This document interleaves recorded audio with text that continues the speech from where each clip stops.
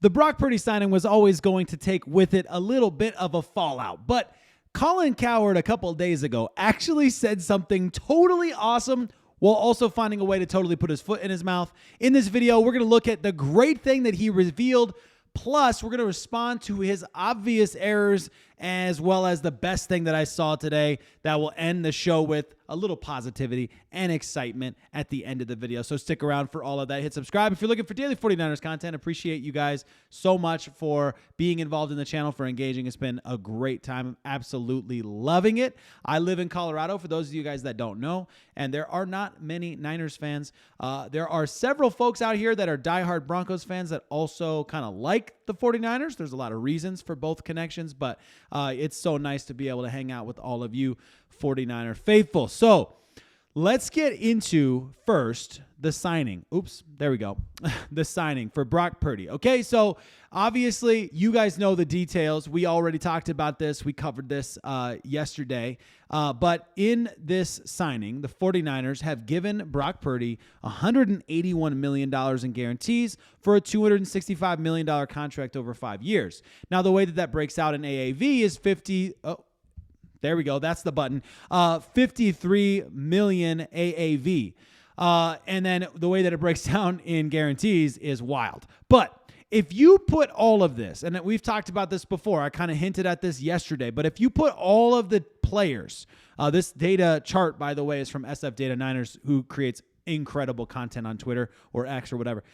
If you put all of the teams' current contracts with their quarterbacks on a chart adjusted at the 2025 cap level, Brock Purdy's way down on the AAV, like way down there. Look at how far down there he is. This is the top to bottom side, right?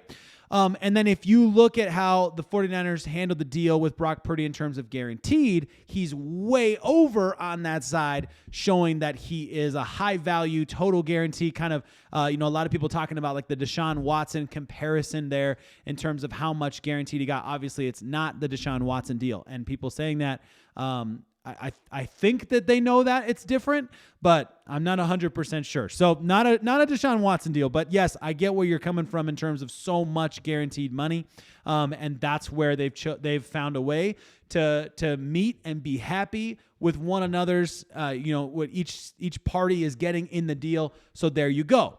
Well, a few days ago, I mentioned earlier, like Colin Cowherd. We just talked about it. Just a few days ago, he was talking about how the 49ers are the worst team in the NFC West. They're going to finish at the bottom of the NFC West. That's what Cowherd said, okay? Then, a couple days later, Cowherd's talking about how Brock Purdy should not be making north of $50 million. And this is exactly what I'm talking about, you guys. This is exactly what I'm talking about. When you say he shouldn't be making north of $50 million, you're telling me he should not be making money. Like, look at some of the names on this list. Kyler Murray, Dak Prescott, Trevor Lawrence, Aaron Rodgers, Derek Carr, Kirk Cousins. That's the range with which he is in, okay? You want to tell me he's still lower, by the way, in AAV, even without the adjusted cap chart you're seeing on the screen, than Tua Tagovailoa. You're telling me he's not up there with Tua? In terms of value, forget about arm talent and play style and all that, because there are a lot of similarities there. Put all that aside for a second. Just in terms of value, you're telling me that Tua Tagovailoa is more valuable to the Miami Dolphins as a guy who genuinely probably shouldn't be playing sports anymore. Like from a safety point of view, like probably shouldn't even be playing sports anymore, dude. Like that's crazy that you would value him higher than you value Brock Purdy. Just my opinion. A guy who took his team to the NFC championship game the following season after coming back from an injury that he had to deal with half the season, then took his team to the Super Bowl. So I get it, all right? I'm not trying to say he's a Joe Burrow. I'm not trying to say he's Lamar Jackson or whatever. But what I am trying to say is he's a darn good quarterback, okay? Now, Colin Cowherd, you know how I feel about him. I know how you feel about him, okay? But he did reveal something actually pretty cool that I had not realized in his latest clip, which came out 2 days ago, I think. He had a good thing in there that I want to play for you real quick, while also completely putting his foot in his mouth. So let's go ahead and give this a quick listen. I have been a skeptic on the last couple of drafts for the San Francisco 49ers. I had said this, they're getting old and expensive. I don't like their offensive line. I thought this year's draft was a lot of hit and miss with 11 picks, 4 or 5 I liked, 5 or 6 I didn't. Pause. Okay. So I'm just going to disagree with him on that. In terms of being a skeptic on the draft, that's fine. You're more than welcome to be skeptic on the 49ers drafting. They've had some bad draft picks in the last few years, so that's fine. But last year's draft was pretty good, okay? And this year's draft, I have really good feelings about it. That's fine if we disagree on that one. No problem with the skeptic. He's also not wrong when you're talking about the aging roster aspect. There are definitely players on this roster that are aging. However, the 49ers have handled that problem, have they not? I mean, that was part of the reason that you have all of these young players come in on that defense that are going to be working under Robert Saleh. I mean, they are making that move. You don't make that move in one offseason. I mean, and think about how many players already left the 49ers and how much money they made signing for other teams. You mean to tell me that they should have got rid of more of their veteran talent? Come on now. Okay, now the injury concern, that's legit. We'll let him keep going, though. But they have the easiest NFL schedule, I'm not joking. True. Since the 2015 Atlanta Falcons. Okay. And it's based on 2 metrics. Number one is this is cool. Last year's results. So that's the one we've already heard about, right? That's the one that everybody hears about, that the 49ers strength of schedule based on last year's results. That one I knew about. This next one I didn't. So they're playing a lot of teams that were bad last year. And the second metric is a lot of teams that are projected to be lousy this year.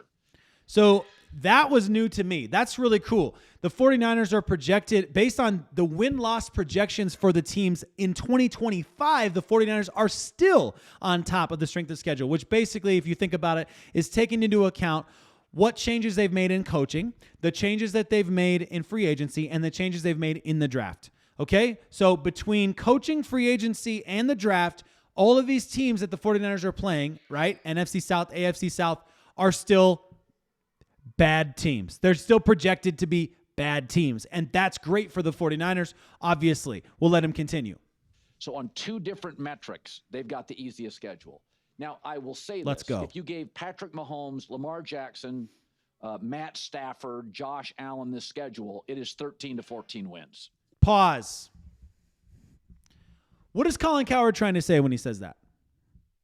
What is he trying to say? If you give this guy, or this guy that schedule, it's 13 or 14 wins. He's doing that classic oversimplification that if you have the right quarterback, then you're just a 13-win team. Notice who he didn't say. How about Joe Burrow, who a lot of people believe is a top 4 quarterback in the National Football League? How many wins did they have last year? That's right. So they play this game, the national media. They play this game. I don't know if it's for clicks. I don't know what it's for. But they play a game where they talk about, they oversimplify problems. They put, oh, well, if that was your quarterback, then this whole thing would have been different. Okay? But he doesn't say if the 49ers had quarterback blank. He says if that quarterback had that schedule, meaning with their current team, meaning what, right? Like, he's oversimplifying it. That drives me crazy. I'll let him finish. This is an affront to competitive football. And I don't want to hear 50. This is an affront to competitive football. Okay, let's talk about that for a second. This is an affront to competitive football that the NFL schedule self-selects, like basically the majority of those games are already selected, that you play your own division, which is actually pretty competitive this upcoming year. Like, I was listening to a podcast, Greg Rosenthal maybe, saying that the NFC West is the top 2 or top 3 divisions this upcoming season. You've got NFC North, you have AFC West, and you have NFC West as all divisions that are supposed to be really, really competitive this upcoming season. Okay? Now, I've always felt that way, but then it obviously doesn't always play out that way. Like 2023 doesn't play out that way. 2024, even in a way, doesn't play out that way. Although it's close, it's not because of talent. It's because of the 49ers making mistakes, right? So don't love that, because, don't come around here and tell me this is an affront to the NFL when it's like, dude, They schedule the NFC West rivalry, the NFC West divisional games. Then they put in NFC South, AFC South, and the majority of your schedule is already selected for you. So if this is an affront, then I don't know what you want to do, but then you need to figure out how to make the NFC, the NFC and the AFC South better, I guess, right? Like, what do you want to do with that? Like, those teams are already selected, and everybody in the NFC West has to face them. And so if you're gonna say this is an affront, well, like, oh, okay, well, the fourth place schedule thing is what determines those other teams, right? Basically, and then you have everyone in the NFC West. Are you going to give the Rams the same situation? Are you going to tell them, well, you know, they might play Detroit, you know, they play the Philadelphia Eagles, but they have such an easy schedule. This is an affront. Do you get what I'm saying? Like, that doesn't make any sense. I'll let him finish. $55 million Brock Purdy. I don't want to hear any excuses, or I don't want to hear any pom-poms when he wins 10 games with this mess of a schedule. San Francisco, not only is this schedule littered with mediocrity, they don't face a single team off a bye. Which is what the 49ers deserve after the last several seasons, okay? So I'm not going to hear this one, considering the horrible schedule the 49ers have had the last couple of seasons. They deserve this, all right? They deserve it. Okay. Outside of Matt Stafford twice and C.J. Stroud once, they don't face what people view as an elite quarterback. In fact, it's rookie quarterbacks. It's quarterbacks without 20 total starts. So I'm done with the Brock Purdy excuses. And that's the last thing, the Brock Purdy excuses. What are you talking about with the Brock Purdy excuses? Like, literally, like, be more specific about what you're talking about with the Brock Purdy excuses. I don't even know what you mean by that. I can only assume that let's break this down. Let's go through. Let's make this simple, okay? Should the 49ers do well on this schedule? Yes. In a 10-win season, is a 10-win season an immediate failure because of Brock Purdy? No, that's a dumb thing to say. That's nonsense. There are a myriad of reasons why they might be a 7-loss team. This kind of oversimplification that teams win or lose because of their quarterback alone is nonsense, and he violates his own rule on that all the time. When he talks about Arizona's incredible draft, for example, and the Seahawks' incredible defense. Well, sorry, are we not going to talk about the quarterback now? So if they have a good win-loss record or a bad win-loss record, is it not because of the quarterback? Like, this is so nonsense to me. Come on, dude. And it's the dumbest argument in the world to keep doing this quarterback thing that everybody keeps doing with Purdy, where they compare him to Allen and Lamar. You guys, we can't get Josh Allen. Like, he cannot be the 49ers quarterback. That opportunity doesn't exist. So comparing them makes no sense. And now that we actually know the dollar amounts for Brock Purdy, they're not making the same money.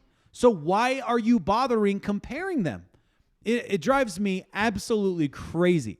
You pay quarterbacks based on the cap moving up and the value the quarterback brings to the club. North of $50 million now is not the same as north of $50 million last year or the year before when a lot of these guys got their contracts. All right?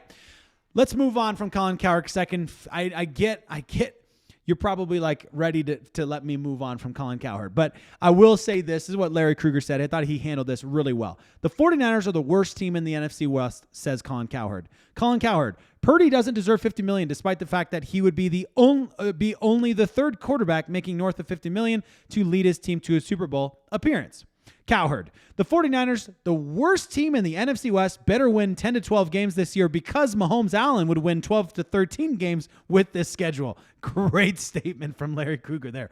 Cowherd won't credit Purdy or the 49ers even if they do win 12 or 13 games. Cowherd hates Purdy and the 49ers. Colin Cowherd, this is why I don't listen to your show. This is why the only clips that I pay attention to are the ones where I have an opportunity to dismantle them because they're absolutely ridiculous. One other comment was made that I thought was interesting that we should handle this one as well.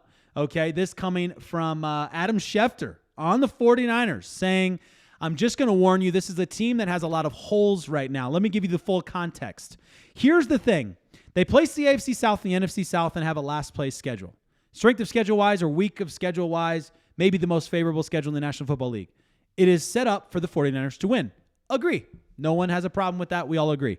The league believes in the 49ers. They've scheduled them on prime time 5 times, even after a 6-11 season. So the NFL is saying the 49ers are going to be back after a 6-11 season. so far. We are in agreement, Adam. We are on the same page. And they might be, but I'm just going to warn you, this is a team that has got a lot of holes right now. We'll see how this all shakes out, but they've got some holes to address, some needs to fill. I don't know if this is going to be a 49ers team quite as good as teams that we've seen in recent years. That's also fair. They've lost a lot of talent. That's mostly true. The league believes in them. The schedule is favorable. We'll see how this shakes out. So, the question that we need to answer here, maybe there's two questions, is have the 49ers lost all of their impact players? Number one. And number two, do they have a ton of holes? Straight up. Have they lost all their impact players or do they have a ton of holes? Okay? Because the way I see it, most of those departures were for a pretty good reason. Like you lose Leonard Floyd, you lose Malik Collins, you lose Javon Hargrave, either because of health or because of their inability, as far as I can tell, their inability to stop the run. Leonard Floyd was not able to set the edge. So they went out there and they found the best guy in the draft for setting the edge, right? You have, of course, Malik Collins, okay?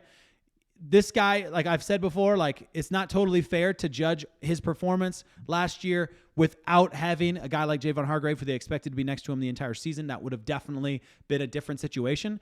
But what was Malik Collins? Because if he wasn't a guy who was getting after the quarterback, which he wasn't, then he needed to be a run stuffer, which he wasn't. So you get rid of a guy who on paper is a good player. And I get it. And the Adam Schefters of the world say, man, they got rid of some great talent there. But also, it's not the right talent. So it doesn't matter if they're great talent if they don't fit in and they're not producing the way that you need them to, right? They got rid of Devondre Campbell. I wouldn't call him great talent. They needed to get rid of Devondre Campbell. Dre Greenlaw is a fair one. That's the one that I would say I'm totally fair. That and Charvarius Ward, cornerback. So you lose your cornerback number one. You lose your number two linebacker. Those are big losses. Those are players that are tough to see go. However, you can't fault the 49ers for either of those because the 49ers did everything they could to keep Dre Greenlaw. Dre Greenlaw wanted to be the leader on the team, and he didn't want to be in Fred Warner's shadow. You would love to keep Charvarius Ward, and John Lynch talked about wanting to keep Charvarius Ward. And based off his 2023 season, you would do anything you could to keep Charvarius Ward. However, his personal situation made that an impossible scenario for him. He said it straight out, but like he said it. Yeah, they're technically still on the table, but I'm not going to come back to California. He said he wouldn't come back to California. He wasn't going to move back to California. The whole state. He just wrote off the whole area because of his personal experience, personal tragedy. And you understand where he's coming from. Like none of us, I haven't been in that situation, and I can imagine why he would feel that way. So, like, you're talking about two guys, okay, that we've identified so far that are tough losses, and you definitely would like them. But of those two guys, you drafted a guy who you're thinking in Nick Martin is going to be an impact player. You're hoping, okay? And he is Dre Greenlaw-esque in his style, okay? He's not Dre Greenlaw, but maybe he has a shot to become Dre Greenlaw.